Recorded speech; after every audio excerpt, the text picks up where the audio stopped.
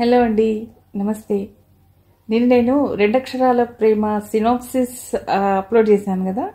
దానికి రచయిత అలపర్తి రామకృష్ణ గారు కామెంట్ సెక్షన్లో వెరీ గుడ్ ఇంట్రొడక్షన్ అని నాకు మెసేజ్ చేశారు.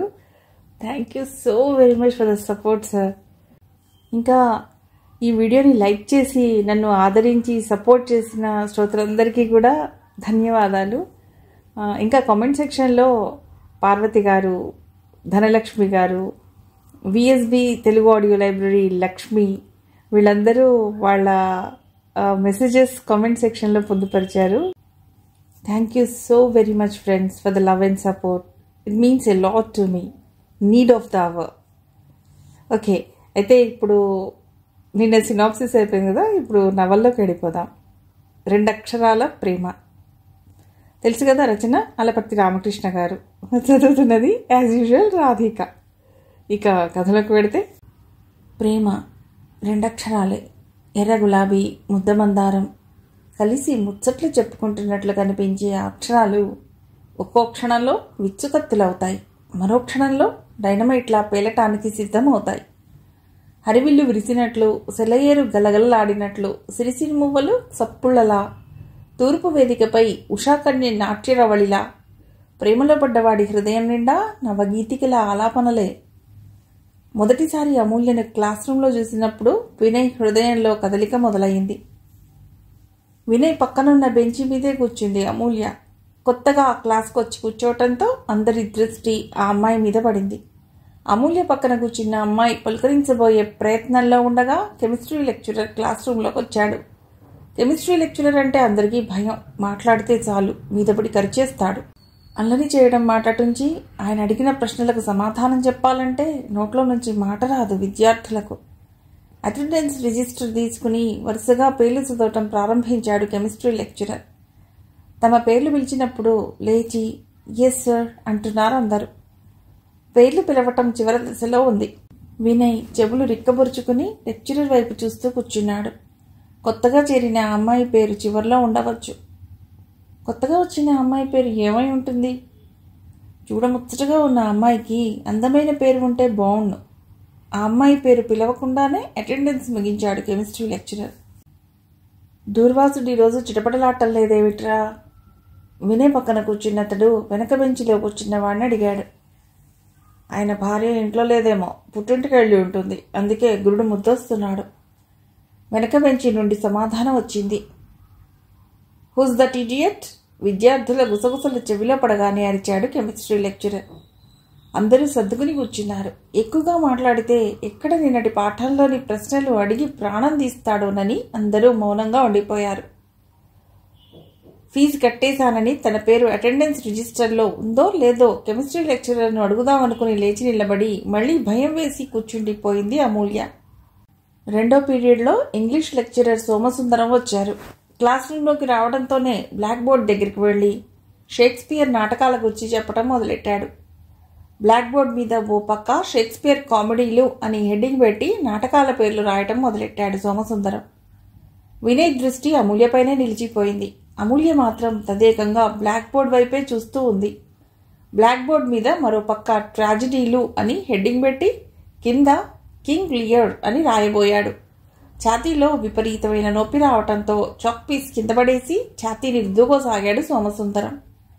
నొప్పి తగ్గలేదు. ఏనుగు కాలుతో తొక్కుతున్నంత నొప్పి. మరుక్షణంలోనే చెమటలు పట్టి ఒళ్ళు చల్లబడింది. ఏదో చెప్పాలని ప్రయత్నం చేయబోయాడు. నోట్లో నుంచి మాటలు రాలేదు. కుప్పకూలిపోయాడతడు.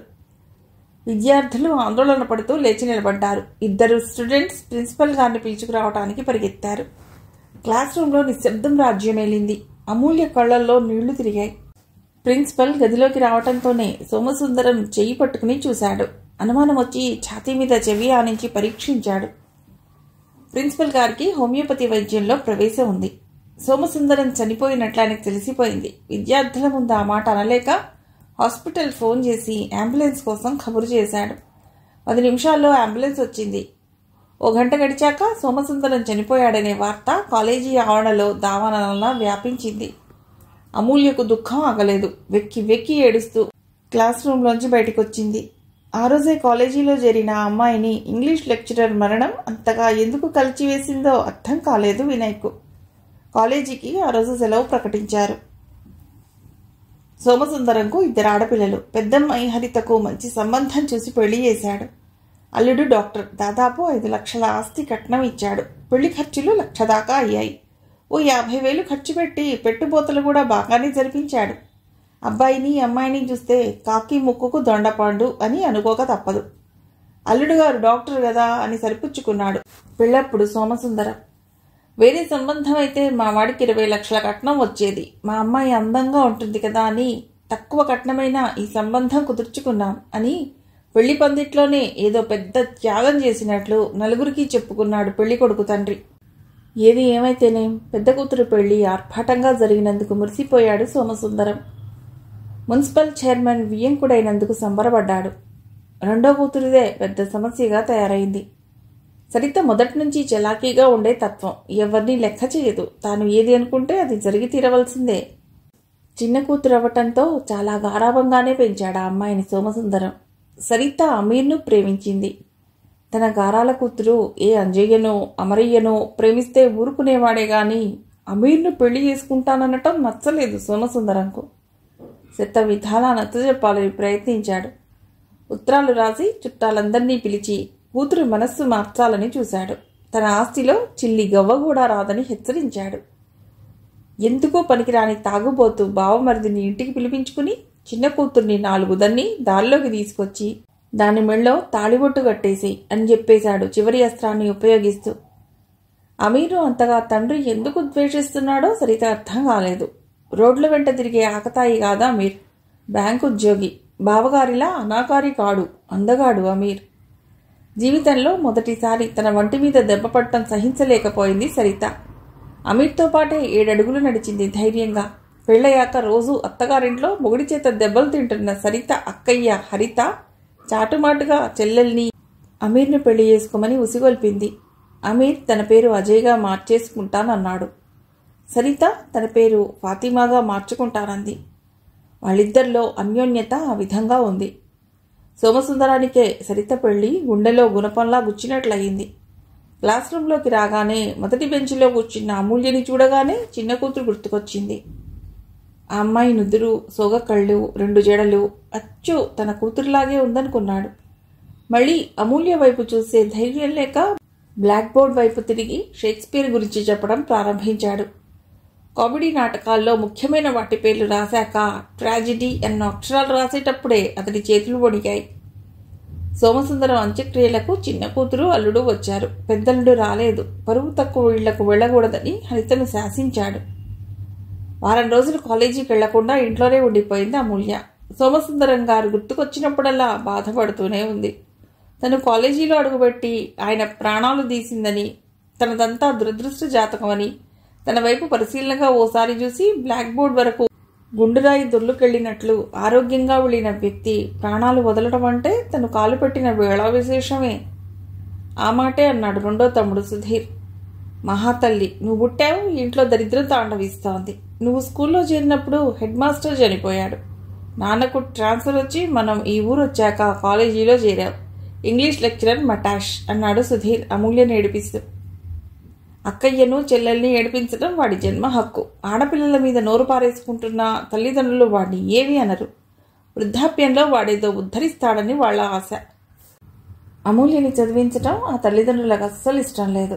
ఏదో సంబంధం కుదిరితే 3 ముళ్ళు వేయించేసి ఆ అమ్మాయిని అత్తగారింటికి తోసేయాలని వాళ్ల ఆరాటం. మొండి పట్టుదలతో బీఎస్సీ ఫైనల్ వరకు వచ్చింది. తండ్రికి వేరే ఊరికి ట్రాన్స్ఫర్ రావటంతో తన చదువుకి మంగళం పాడేస్తాడేమోననుకుంది. ఏ కళలో ఉన్నాడో గురువయ్య కూతుర్ని కాలేజీలో చేర్పించాడు. అమూల్య చెల్లెల అమలకు ఆ మాత్రం అదృష్టం కూడా లేదు. 10వ తరగతి పూర్తవగానే చదువు మాన్పించేసి ఇంటి పనులు నెత్తిన వేశారు. తల్లి అనారోగ్యం, తండ్రి చాలని సంపాదన ఆమె కోర్కెలను సమాధి చేశాయి. చక్కని మొగుడు ఎన్నాళ్లకొస్తాడోనని అమల ఎదురు చూస్తూ ఉంది. అందరికంటే చిన్నవాడు సుధీర్ 10వ తరగతి 3 సార్లు తప్పినా వాణ్ణి ఇంజనీర్గా చేయాలని గురవయ్య ఆలోచన. ఎలాగోలా ఇంటర్మీడియట్ పూర్తి చేస్తే స్వగ్రామంలో ఉన్న ఎకరం పొలం అమ్మి డొనేషన్ కట్టి వాడిని ఇంజనీరింగ్లో చేర్పించేయాలని ఆయన పంచవర్ష ప్రణాళికల్లో ఓ రూపం అది. BA చదువుతున్న రెండో కొడుకుని లాయర్గా తీర్చిదిద్దాలని ఆయన మరో ఆలోచన. గురవయ్య అనుకున్నట్లు ఏదీ జరగలేదు. పెళ్లైన కొత్తల్లో 2 పిల్లలు చాలనుకునేవాడు. ఎప్పటికప్పుడు ఆపరేషన్ చేయించుకుని పరిమిత కుటుంబంతో హాయిగా ఉందామనుకున్నాడు. 2 ఆడపిల్లలు 3 మగపిల్లలను కనేసి అన్నపూర్ణ అనారోగ్యం పాలయ్యింది. గురవయ్య అప్పుల పాలయ్యాడు. హౌస్ బిల్డింగ్ అడ్వాన్స్ ప్రభుత్వం నుండి తీసుకున్నాడు. కనీసం ఇళ్ల స్థలం కూడా కొనుక్కోలేదు. మోటార్ సైకిల్ అడ్వాన్స్ తీసుకున్నాడు. ఇంట్లో తినడానికి సరిపోయింది. కానీ ఆ డబ్బుతో మోటార్ సైకిల్ కొనుక్కోలేదు. అమ్మాయి పెళ్ళని చెప్పి అడ్వాన్స్ తీసుకున్నాడు. కానీ కూతురు పెళ్లి చేయలేదు. పెద్ద కొడుకు మెరిట్లో మెడిసిన్ సీట్ సంపాదించినప్పుడు మాత్రం గురవయ్య ఆనందంతో ఉబ్బి తబ్బిబ్బయ్యాడు. కొడుకు డాక్టర్ చదివయ్యాక బాగా కట్నం తీసుకుని 2 కూతుళ్ల పెళ్లిళ్లు చేయాలని ప్లాన్ వేసుకున్నాడు. మ్యాన్ ప్రపోజెస్, గాడ్ డిస్పోజెస్ అన్నట్లు అనుకున్నది ఒకటి, జరిగింది మరొకటి అయ్యింది. పెద్ద కొడుకు గిరిధర్ తనతో పాటే MBBS చదువుతున్న అమ్మాయిని ప్రేమించి పెళ్లి చేసుకున్నాడు. 1 పైసా కట్నం కూడా గురవయ్య చేతిలో పడలేదు. కనీసం పెళ్లి ఖర్చులు కూడా గిరిధర్ అత్తగారి నుండి గిట్టుబాటు కాలేదు. పెద్ద కొడుకుతో మాట్లాడడం మానేశాడు. అమూల్య కాలేజీ ఫీజులకని చేతి ఖర్చులకని గిరిధరే తండ్రి ఇంట్లో లేనప్పుడు వచ్చి డబ్బు ఇస్తూ ఉంటాడు. తమ్ముడు అన్న మాటలకు దుఃఖం పొర్లుకు వచ్చింది అమూల్యకు. నా కామిక్స్ బుక్ ఎక్కడ దాచావు? మళ్ళీ అమూల్య దగ్గరకు వచ్చి అడిగాడు సుధీర్. నాకేం తెలుసు, నా బాధల్లో నేనుంటే నీ కామిక్స్ దాచే సరదా నాకేం లేదు అంది అమూల్య. చేతిలో ఉన్న నోట్బుక్తో అక్కనెత్తి మీద 1 దెబ్బ కొట్టి అక్కడి నుంచి గదిలోకి వచ్చినంత స్పీడ్గానే వెళ్ళిపోయాడు. ముందు గదిలో తండ్రి మాటలు వినిపించాయి. ఆఫీస్ నుంచి అప్పుడే వచ్చినట్లున్నాడు. కాఫీ ఏమైనా ఉందా? భార్యని అడిగాడు గురవయ్య. ఆఫీస్లో 4-5 సార్లు కాఫీ తాగుతారు, ఇంటికి రాగానే మళ్ళీ కాఫీ కావాలా అంది అన్నపూర్ణ. కాఫీ ఉంటే ఇవ్వు, లేకపోతే లేదు. ఇంటికి రాగానే వెధవ సణుగుడు విసుక్కున్నాడు గురవయ్య. ఇంట్లో పంచదార లేదు. రేషన్ షాప్కి వెళ్ళి పంచదార తెచ్చే దిక్కే లేదు ఇంట్లో. రెండో వాడిని తీసుకురమ్మనకు పోయావా? వాడు క్రికెట్ మ్యాచ్ ఉందని పొద్దున్నే వెళ్ళాడు, ఇంకా ఇల్లు గుర్తుకు రాలేదు. మూడోవాడు రేషన్ షాప్ ఎక్కడో కూడా తెలియదు అంటాడు. రేపు నేనే అవస్థపడుతూ వెళ్ళి తెచ్చుకోవాలి. పంచదార లేకుండానే కొద్దిగా కాఫీ కలుపుకుని తండ్రికి ఇచ్చింది అమల. ఈరోజన్నా వెళ్ళిందా పెద్దది కాలేజీకి? దాన్ని కదిలిస్తేనే ఏడుపు మొహం పెడుతుంది. దాని మొహం చూడగానే కాలేజీలో లెక్చరర్ చనిపోయాట. వాడికి ఆయుముడి చస్తే దీనికెందుకో ఏడుపు. ఇదెక్కడ సంతానమో. ఈ సంసారం ఈదలేక చస్తున్నాను. బియ్యంలో రాళ్లు ఎరుకుంటూ తన అవస్థలు ఏకరువు పెడుతూనే ఉంది. ఏదో వంకబెట్టి కాలేజీకి వెళ్ళనప్పుడు ఫీజులు కట్టడం పోదాండగా. చదువు మానేసి ఇంట్లో కూర్చోమను గట్టిగా అన్నాడు గురవయ్య, అవతల గదిలో కూర్చున్న కూతురికి వినబడాలనే ఉద్దేశంతో. చిన్నదానికి కట్టుకోవటానికి బొత్తిగా బట్టలు లేవంటుంది. చూద్దాం, జీతాలు రాని. బియ్యం కిలో 10 రూపాయలు మించిపోతుందిట. ఒక్కసారే 2-3 బస్తాలు వేయించుకుంటే. నేను రిటైర్ అయ్యాక వచ్చే గ్రాట్యుటీ డబ్బుతో కొనవలసిందే 2-3 బస్తాల బియ్యం. జీతం డబ్బుతో ఓ 1/2 బస్తా బియ్యం కొనేసరికి తల ప్రాణం తోకకొస్తున్నది. వెనకటి రోజుల్లో మనుషులకు కూడా తోకలుండేవిట కదా నాన్న, తండ్రితో అన్నాడు సుధీర్. అవే మాటలు కూతురు అన్నట్లయితే డొక్కచించి డోలు కట్టేవాడు. అధిక ప్రసంగమనో వెధవ ప్రసంగమనో నోటికొచ్చినట్లు తిట్టేవాడు. చిన్న కొడుకు తలనిమిరాడు చేత్తో. అందరిలో కోతి చేష్టలు ఎక్కువైపోయాయి, మళ్ళీ మనుషులందరికీ తోకలొచ్చేస్తాయి అనేసి ఇంట్లోంచి బయటపడ్డాడు గురవయ్య. పక్కింటి రంగారావు గారి ఇంట్లో దూరి పేపర్ తిరిగేయటం తదుపరి కార్యక్రమం. తను ఇంట్లోకి వచ్చేటప్పుడు రోడ్డు మీద నిలబడ్డ యువకుడు ఇంకా అక్కడే నిలబడటం చూసి ఏదో అనుమానం వచ్చింది గురవయ్యకి. ఎవరు కావాలి? ఆ యువకుడిని అడిగాడు. ఏం మాట్లాడకుండా తత్తరపడుతూ అక్కడి నుంచి వెళ్ళిపోయాడు ఆ యువకుడు. Govindarao retired military officer. చాలా గమ్మత్తైన మనిషి. రిటైర్ అయ్యాక ఆ ఊరొచ్చి ఓ పెద్ద మేడ కట్టుకున్నాడు. మేడ చుట్టూ విశాలమైన ఆవరణ. ఇంటి చుట్టూ దట్టంగా చెట్లు పెంచాడు. ఆయన సర్వీస్ అంతా దేశ సరిహద్దుల్లోనే గడిచిపోయింది. సర్వీస్లో ఉండగా ఎప్పుడూ సోల్జర్స్, టెన్గన్ల మోత, ట్యాంకుల మోత, కేకలు, అరుపులతో ప్రతి క్షణం ఒళ్ళు గగుర్పాటు చెందేట్లు గడిచిపోయింది. ఇప్పుడు పాలవాడు గట్టిగా అరిచినా ఊరుకోడు. పాలవాడు పాల ప్యాకెట్ పేపర్ బాయ్ పేపర్ కేకలు పెట్టకుండానే గేట్ దగ్గర బాక్స్లో ఉంచాలి. ఆ సమయానికి ఆయనే వచ్చి తీసుకువెడతాడు. ఆయన మనస్సు ఇప్పుడు నిశ్శబ్దాన్ని కోరుకుంటున్నది. రోజులు ప్రశాంతంగా గడిచిపోవాలి. ఆ పెద్ద మేడలో ఉండేది 3. ఆయన భార్య, లేక కలిగిన ఓ కొడుకు తప్పితే ఆ ఇంట్లో మరొకరికి స్థానం లేదు. మేడపై భాగం అద్దెకి ఇవ్వాలనేది ఆయన భార్య.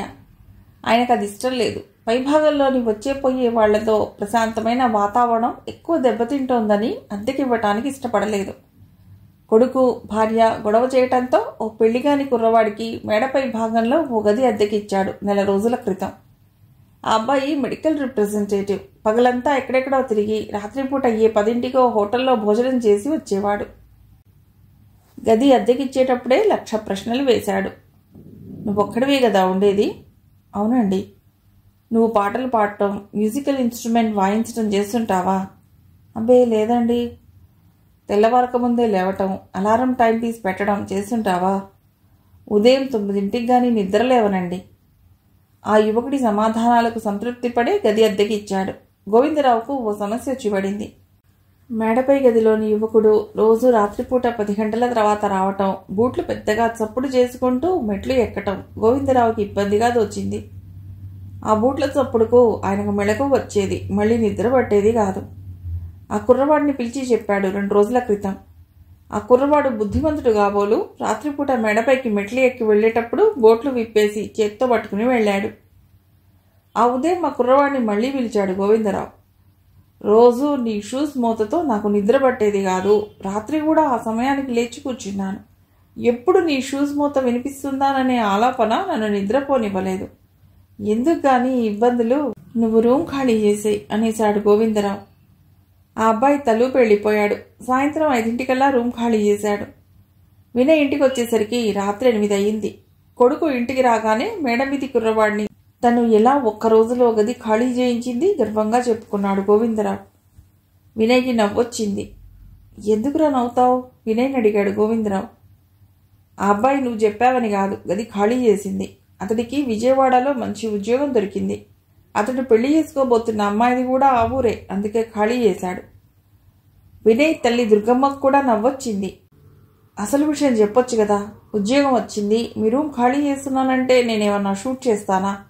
అందుకే డిసిప్లిన్ లేని వాళ్ళని ఇంట్లో చేరనివ్వను అన్నాడు ఉక్రోషంగా. ఇప్పుడు దాకా ఎక్కడ వెళ్ళావురా? మన కార్ తీసుకువెళ్లకుండా నడిచి వెళ్ళావేం? దుర్గమ్మ అడిగింది. ఓ ఫ్రెండ్ ఇంటికి వెళ్ళానమ్మా తడబడుతూ అన్నాడు వినయ్. అమూల్య అతడి ఫ్రెండ్ కాదు. ఆమె ఇంటి అడ్రస్ అతి కష్టం మీద కనుక్కుని ఆమె ఇంటి ముందే పడిగాపులు కాసొచ్చానని ఎలా చెప్తాడు తల్లిదండ్రులకు? మెరుపు తీగల క్లాస్ రూంలో ప్రత్యక్షమై మళ్లీ వారం రోజులు అమూల్య కనిపించకపోయేసరికి పిచ్చెక్కినట్లయింది అతడికి. ఆమెను చూడాలని మనస్సు వేగిరపడింది. అతనంత శ్రమపడి ఆమె ఇంటి ముందు 2 గంటల సేపు నిలబడినా ఆమె దర్శనం దొరకలేదు. కొడుకు భుజం మీద చేయి వేసి కబుర్లు చెబుతూ డైనింగ్ హాల్లోకి నడిచాడు గోవిందరావు. ఇద్దరూ వాష్ బేసిన్లో చేతులు కడుక్కుని డైనింగ్ టేబుల్ ముందు కూర్చున్నారు. దుర్గమ్మ వచ్చి వడ్డించింది ఇద్దరికి. భోజనం చేస్తున్నంతసేపు తండ్రి వైపు తదేకంగా చూస్తూనే ఉన్నాడు వినయ్. ఎదిగిన పిల్లలతో తండ్రిలా కాకుండా స్నేహితుల్లా మెసలే తండ్రులు అరుదు. తండ్రి అంటే అంతరాంతరాల్లో ఏ మూలా భయం లేదు. సన్నిహిత మిత్రుల్లా ఉండే తండ్రి దొరకటం ఎంత అదృష్టం. తనను ఎప్పుడూ కొప్పడి ఎరగడు నాన్న. అయినా ఆయనంటే తనకు కొండంత గౌరవం. ప్రతిరోజు అన్ని విషయాలు విడమర్చి తల్లిదండ్రులకు చెప్పే అతడు ఈరోజు అమూల్యని చూడాలనిపించటం గురించి ఎందుకు చెప్పలేకపోయాడు? తన మనసులోని భావాలు ఓ రూపుదిద్దుకునే వరకు వేచి చూడాలి. తన హృదయంలో చెలరేగినట్లు ప్రకంపనలు ఆ అమ్మాయిలో కూడా తనను చూసినప్పుడు కలగాలి కదా. ఏ కంప్యూటర్కి కొరకుడు పడనిది హృదయరాగం. ఒక్క హృదయానికే ప్రేమ తరంగాలని అంచనా వేసే సత్తా ఉంది. అన్నీ అనుకూలించితే నాన్న తన మాట కాదనడు. భోజనం చేయకుండా ఆలోచిస్తున్న కొడుకు వైపు చూశాడు Govindarao. Your looking somewhat different my boy. What happen? ఏం లేదు డాడీ అనేసి భోజనానికి ఉపక్రమించాడు వినయ్. కెమిస్ట్రీ క్లాస్ జరుగుతూ ఉంది. క్లాస్ అంతా నిశ్శబ్దంగానే ఉంది. బోర్డు మీద అక్షరాల మీదే దృష్టి నిలిపి చూస్తూ ఉంది అమూల్య. లెక్చరర్ చెప్పే విషయాల మీద ఆమె మెదడులో ప్రయోగశాల ఏర్పాటు చేసుకుని ప్రయోగాలు చేస్తూ ఉంది. వినయ్ చూపులు మాత్రం మంచులో తడిసిన మల్లె పువ్వులా కనిపిస్తున్న అమూల్య మీద కేంద్రీకృతమై ఉన్నాయి. ఆమెను చూస్తూ సంవత్సరాలు యుగాలు గడిపేయవచ్చు. ఎదురుగా ఆమె కనిపిస్తూ ఉంటే ఎన్ని సంవత్సరాలైనా అదే క్లాస్లో కూర్చోగలడు. తలస్నానం చేసింది కాబోలు. వదులుగా ఉన్న జుట్టు, జడలో ముచ్చటగా కుదురుగా కూర్చున్న గులాబీ పువ్వు, తీర్చిదిద్దినట్లున్న కళ్ళు, ముక్కు, పై పెదవి కంటే నిండుగా కనిపిస్తున్న కింది పెదవి, తేనె రంగులో ఉన్న శరీరం. చవక రకం చీర కట్టుకున్న ఆమె వంటి మీద అదే వేల ఖరీదు చేసే చీరలా కనిపిస్తోంది. వినయ్కు ఆమె రూపం తప్పితే లెక్చరర్ చెప్పే విషయాలు బుర్రకెక్కడం లేదు. వెనక బెంచి నుంచి గురక వినిపించడంతో ముందు బెంచీల్లో కూర్చున్న విద్యార్థులు అది గమనించి కిసుక్కున నవ్వారు. ఆ నవ్వులు అందరి పెదాలకు అంటుకున్నాయి. కెమిస్ట్రీ లెక్చరర్కు కోపం వచ్చి గురకబెడుతున్న విద్యార్థి దగ్గరకు వచ్చి బిగ్గరగా అరిచాడు, స్టాండప్. విద్యార్థుల్లో నవ్వులు ఆగిపోయాయి. ఉలిక్కిపడి లేచి కూర్చున్నాడు గురకబెడుతున్న వ్యక్తి. రాత్రి నిద్రపోకుండా చదివావా? మాట్లాడమే. 3 రాత్రులు నిద్రలేదండి. ఏం పాటు పడ్డావు? 3 రోజుల క్రిందటే నాకు పెళ్ళయిందండి అన్నాడా విద్యార్థి. నవ్వులతో దద్దరిల్లింది క్లాస్ రూమ్. లెక్చరర్ కూడా నవ్వొచ్చింది. వస్తున్న నవ్వు నాపుకునే ప్రయత్నం చేస్తున్న అమూల్య పెదవులను ఆసక్తితో గమనించాడు Vinay. Chemistry lecturer class room నుండి బయటకు వెళ్ళాక క్లాస్లోని ఆడపిల్లలు కూడా లేడీస్ వెయిటింగ్ రూమ్లోకి వెళ్లారు. తెలుగు లెక్చరర్ రాకపోవడంతో ఆ పీరియడ్ ఖాళీ. కొంతమంది విద్యార్థులు క్యాంటీన్కి వెళ్లారు. మరికొంతమంది క్లాస్ రూమ్లోనే కూర్చున్నారు. రమేష్ చాక్ పీస్ తీసుకుని బ్లాక్ బోర్డ్ మీద నగ్నంగా ఉన్న అమ్మాయి బొమ్మ గీశాడు. అతడి హస్తకళకి అబ్బురపడుతూ కొంతమంది చప్పట్లు తెరిచారు. తలంచుకుని ఏదో నవల చదువుకుంటున్న వినయ్ తలెత్తి బ్లాక్ బోర్డ్ కేసి చూసి మొహం చిట్లించుకుని మళ్లీ పుస్తకంలో తల దూచాడు. రమేష్ పోకిరి రాయుడు. ఆడపిల్లలను వేధించడం అతడి హాబీ. ఓసారి సిటీ బస్సులో కిక్కిరిసిన మహిళా ప్రయాణికుల పక్కన అసభ్యంగా ప్రవర్తిస్తుంటే టాస్క్ ఫోర్స్ సిబ్బంది అదుపులోకి తీసుకుని మెజిస్ట్రేట్ ముందు హాజరుపరిచారు. జరిమానా కట్టి ధీమాగా మళ్లీ బస్సుల్లో కాలేజీలో అల్లరి చేష్టలు మళ్లీ మొదలెట్టాడు. కాలేజీ ప్రిన్సిపల్ అతన్ని పట్టుబట్టాలనుకున్నాడు. కానీ మున్సిపల్ చైర్మన్ కొడుకని తెలియటంతో చల్లబడిపోయాడు. ఆడపిల్లలను ఆరాధించే వాళ్లను వినయ్ ఇష్టపడతాడు. కానీ ఈ టీజెస్ అంటే అతడికి ఒళ్ళు మంట. మళ్లీ పెద్దగా చప్పట్లు ఈలలు వినిపించాయి. రమేష్ తను గీసిన అశ్లీల చిత్రం కింద అమూల్య వెల అమూల్యం అని రాశాడు. తను ఆరాధించే దేవకన్యను నడి రోడ్డు మీద నిలబెట్టి పోకిరీ వెధవలు వస్త్రాపహరణం చేస్తున్నట్లుగా అనిపించింది వినయ్కి. రక్తం వేడెక్కింది. తన చేతిలోని చాక్ పీస్ లాక్కోవటానికి వినయ్ చూస్తున్నాడని అనుకున్నాడే గాని తనని కొట్టడానికి వస్తున్నాడని రమేష్ అనుకోలేదు. రమేష్ జుట్టుపట్టుకుని తల వంచి వీపు మీద పిడిగుద్దులు గుద్దాడు వినయ్. రమేష్ వినయ్ను పక్కకు నెట్టి దగ్గరలో ఉన్న కుర్చీ చేతులతో పైకెత్తి కొట్టడానికి ముందుకొచ్చాడు. వినయ్ మెరుపు వేగంతో కాలితో రమేష్ పొట్టలో దన్నాడు. కుర్చీతో సహా కిందపడ్డాడు రమేష్. క్లాస్లో కూర్చున్న మిగిలిన విద్యార్థులు వచ్చి ఇద్దరిని విడదీయకపోతే విద్యార్థుల ప్రేమక్షేత్రం కురుక్షేత్రం అయ్యేదే. మున్సిపల్ చైర్మన్ చెలమయ్య గారు ఉదయాన్నే స్నానం చేసి బొట్టు పెట్టుకుని హాల్లోకి వచ్చి కూర్చున్నాడు. పెద్ద కొడుకు హరీష్ కూడా హాస్పిటల్కి వెళ్ళడానికి తయారై హాల్లోకి వచ్చాడు. భర్త మామగారికి ట్రేలో కాఫీ కప్పులు పెట్టుకుని తెచ్చి ఇచ్చింది హరిత. మా అమ్మని చూసొస్తానండి. నాన్న చనిపోయిన దగ్గర నుండి అమ్మకు ఒంట్లో బాగుండటం లేదుట అంది హరిత భయపడుతూనే. అంతకుముందే భర్త దగ్గర ఆ ప్రస్తావన తెచ్చింది ఆమె. భర్త ఒప్పుకోవటం మాటటుంచి చెంపదెబ్బలు తింది. సోమసుందరం చనిపోయినప్పుడు ఆమెను మామగారింటికి హరీష్ తీసుకువెళ్లలేదు. తండ్రి శవం కూడా చూడటానికి నోచుకోలేదామె. హరిత చెల్లెలు వేరే మతానికి చెందిన వాడిని పెళ్లి చేసుకుందని హరీష్ కోపం. మళ్ళీ మీ వాళ్ల సంగతి ఈ ఇంట్లో ఎత్తినా మీ ఇంటికి వెడతానని అన్నా నీ తోలులు చేస్తాను జాగ్రత్త అనేసి విసవిస నడుస్తూ బయటకొచ్చి మారుతి కారుకి హాస్పిటల్కి వెళ్ళాడు హరీష్. కాఫీ తాగేసి ఇంట్లో నుంచి బయటపడ్డాడు చెలమయ్య. చెలమయ్యకు ఊళ్ళో వ్యవహారాలు తప్పితే ఇంట్లో విషయాలు పట్టవు. పెద్ద కొడుకు రోజు కోడలి చావాతాడని అతడికి తెలుసు. చిన్న కొడుకు పోకిరి వెధవలా తిరుగుతూ అప్పుడప్పుడు ఇంటికి తాగి వస్తాడని కూడా తెలుసు. భర్త అనే గౌరవం లేకుండా నోటికి ఇష్టం వచ్చినట్లు భార్య మాట్లాడినా పట్టించుకోడు. ఆ ఊళ్ళోనే ఆయనకో చిన్నిల్లుంది. ఆ చిన్నింట్లో ఉండే సుందరి అంటే చెలమయ్య గారికి ప్రాణం. ఆ సుందరి నోరు మెదపక ముందే రవ్వల నెక్లెస్ దగ్గర నుండి మారుతి కార్ వరకు అన్ని నిమిషాల్లో కొనిస్తాడు. కానీ సుందరి నోరు మెదిపితే సహించలేడు. పరాయి మగాడి వైపు కన్నెత్తి చూడకూడదు. తననే దైవంలా కొలుచుకోవాలి. అది ఆయన ధోరణి. తండ్రి ఇంట్లో నుంచి బయటకు వెళ్ళాక మేడపై గదిలో నుండి కిందకు దిగి వచ్చాడు రమేష్ ఒళ్ళు విరుచుకుంటూ ఆవులిస్తూ. తల్లి కంట్లో పడ్డాడు. దండకం అందుకుంది. 20 ఏళ్లు నెత్తిమీదికి వస్తున్నాయి. నీకెప్పుడు బుద్ధి వస్తుంది? పొట్టబుడిస్తే అక్షరం ముక్క రాదు. నీతోటి వాళ్ళంతా చక్కగా చదువుకుంటుంటే నువ్వు రౌడీ విధవలా తయారయ్యావు. ఒళ్ళు తెలియకుండా తాగేసి ఇంటికి కూడా తూలుతూ వస్తున్నావు. ఈ వయసులో తాగుబోతువైతే నువ్వేం బాగుపడతావు? అలుపచ్చి ఆగిపోయింది దుర్గమ్మ. ఆమె మళ్లీ తిట్టడం మొదలెట్టేలోపే బాత్రూంలోకి దూరి తలుపులు వేసుకున్నాడు. క్లాస్ రూంలో వినయ్ తనని కొట్టడం గుర్తుకొచ్చింది. అమూల్య ఎవరితోనూ మాట్లాడదు. సౌమ్యంగా ఉండే ఆ అమ్మాయిని అల్లరిపాలు చేయటం తన తప్పే. జీవితంలో ఇంతవరకు తననెవ్వరూ కొట్టలేదు. వినయ్ గాడికి ఎంత ధైర్యం! ఆ అమ్మాయి అంటే వాడికి ఎందుకు అంత అభిమానం? అమూల్యని ప్రేమిస్తున్నాడేమో. తన ప్రేయస్ని మరొకడు అవమానిస్తే ఏ ప్రేమికుడు ఊరుకుంటాడు? వినయ్, అమూల్య సంగతి సరే, తన ఊహాసుందరెవరు? వేడివేడి ఇడ్లీ తెచ్చి ముందు ఉంచింది హరిత. వదిన గారంటే రమేష్కు గౌరవం. కళ్లతోనే ఆమెకి నమస్కారం చేసి తలంచుకుని ఇడ్లీ తినటం మొదలెట్టాడు. దుర్గమ్మ వచ్చి అతడి పక్కనే కూర్చుంది. అంతకుముందు ఏమీ జరగనట్లు మామూలుగా మాట్లాడటం మొదలెట్టింది దుర్గమ్మ. మీ మావయ్య నిన్ను రమ్మని ఉత్తరం రాశాడ్రా. మావయ్య గారి ఊరు వెళ్ళి ఓ 10 రోజులు ఉండిరా. ఆ పల్లె వాతావరణం నీకు బాగా నచ్చుతుంది. నిన్ను కాలు కింద పెట్టనివ్వకుండా మావయ్య గారింట్లో అందరూ నీకు మర్యాదలు చేస్తారు. మావయ్య గారమ్మాయి చిట్టిని చూస్తే నువ్వు కన్ను కూడా ఆర్పవు. నేను 2000 ఇస్తాను, బట్టలు కొనుక్కోమని చిట్టికి ఇవ్వు అంది దుర్గమ్మ. డబ్బులు మాటలు చెవిలో పడేసరికి తలూపాడు రమేష్. కొడుకును తమ్ముడి దగ్గరకు పంపితే కొడుకులో మార్పు వస్తుందని ఆమె ఆశ. మేనగోడలు చిట్టిని కొడుక్కు చేసుకుంటే అదే రమేష్కు ముక్కుతాడు వేసి దారిలోకి తెచ్చుకుంటుందని ఆమె అనుకుంది. మిగిలిన కథ తర్వాతి భాగంలో.